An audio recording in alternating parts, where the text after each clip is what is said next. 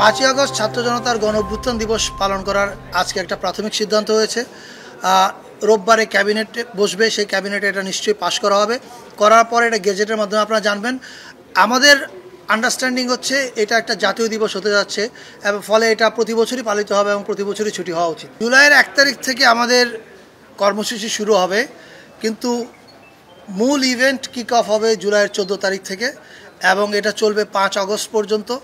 এবং আমাদের এই কর্মসূচির মূল উদ্দেশ্যটা হচ্ছে জুলাইতে যেরকম পুরো বাংলাদেশ এক হয়েছিল, আবার সেই অনুভূতিটাকে ফিরিয়ে আনা।